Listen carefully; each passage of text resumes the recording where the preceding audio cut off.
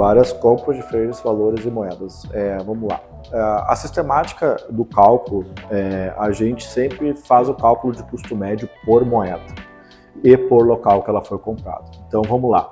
Se tem várias moedas compradas em um único local, vamos chutar ali 10 moedas, a gente vai saber o custo de aquisição de cada um.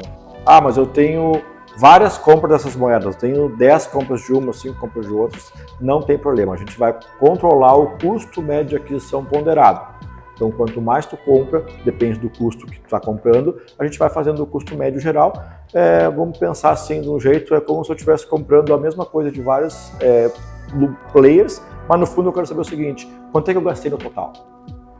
Eu gastei o total, eu vou dividir pela quantidade total. Então, também dá, é uma forma matemática, mas o que acontece a resposta a gente controla o custo médio de cada compra. Se o cara faz 1000 compras da mesma moeda, a gente vai controlar o custo médio de todas as compras e vai chegar no custo médio final, sempre controlando esse custo por local de compra e por moeda. Então assim, mas aí você vai ter que controlar, nesse caso são 10 moedas, 10 custos médios. Sim, mas é muito pior que isso. A gente pode controlar essas mesmas 10 moedas em 10 lugares diferentes, gerando 100 custos médios. Não tem problema. A questão, a gente tem a forma matemática, a gente tem banco de dados, base de dados, a gente tem conhecimento e técnica para controlar 100 moedas com 100 custos médios, e se ele juntar as duas na mesma base, trazer de dois lugares diferentes, nós vamos fazer o custo médio entre elas ponderado de novo e vai gerar o custo médio correto. Então a gente sempre controla, indiferente do número de moedas, indiferente do número de redes, do número de carteiras, a gente vai controlar corretamente o custo médio de aquisição. Por quê? Porque a gente sabe quanto tu gastou para comprar ela.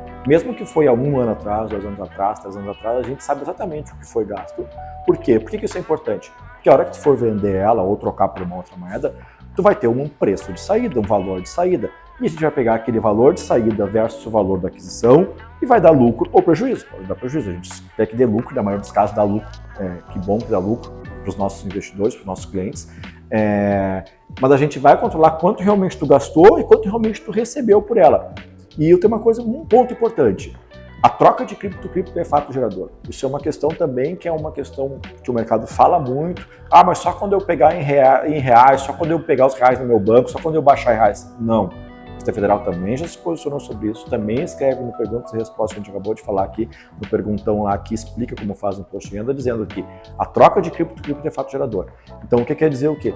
Se eu troquei cripto, o que importa é a cripto que eu saí, porque se eu sair dela, eu comprei algum dia, e se eu comprei algum dia, eu comprei por algum valor. E nessa saída, eu gero um cálculo de lucro ou prejuízo. Então, assim, mesmo que seja 100 moedas ou 10 moedas em 10 lugares diferentes, cada uma delas, cada troca, cada trade, a gente vai gerar cálculo de lucro ou prejuízo e no final do mês nós vamos agregar, quando for o pagamento mensal, no caso das compras nacionais, a gente vai agregar mensalmente. No caso das internacionais, a gente também vai agregar mensalmente, mas depois tem uma nova agregação anual que vai fazer com que tu faça o cálculo do final do ano de lucro ou prejuízo, mas nada mais são do que agregações. Mas assim, a gente controla o custo médio de cada moeda, onde quer que ela esteja, de cada rede. Inclusive tem não só o Perguntão, né, também já foram 2 soluções do COSIT falando de que troca entre pares de moeda, né, contam como fato gerador, ou seja, tem que cuidar porque elas entram para fins de imposto, elas têm que ser calculadas. Né? E isso vieram 2 soluções do COSIT. O que é a solução do COSIT? São atos de interpretação da Receita Federal, como se fossem pequenos julgamentos que a Receita Federal faz. Então, algum cliente ficou com dúvida, abre uma consulta para a Receita e ela dá uma explicação. Essa seria a solução do COSIT. E 2 soluções eles já aplicaram esse entendimento, dizendo, olha, quando tens uma troca direta de cripto, ainda que não passe por uma moeda fiduciária, né, o que eles chamam também de moeda soberana, né, ele computa para fins de cálculo de movimentação e cálculo de apuração de imposto, lucro, tudo normal. Tá? E eu acho que um outro fator importante, Denis, é também explicar ao pessoal assim, esse preço da moeda para fins de custo de aquisição, ele é minuto a minuto, ele é no momento da compra, ele é o diário? Como é que a gente chega nesse custo de aquisição? Assim, a gente tem uma tecnologia que eu posso ser até de única, onde a gente vai no preço do minuto. Não é o preço da hora, não é o preço do dia, não é a média do dia.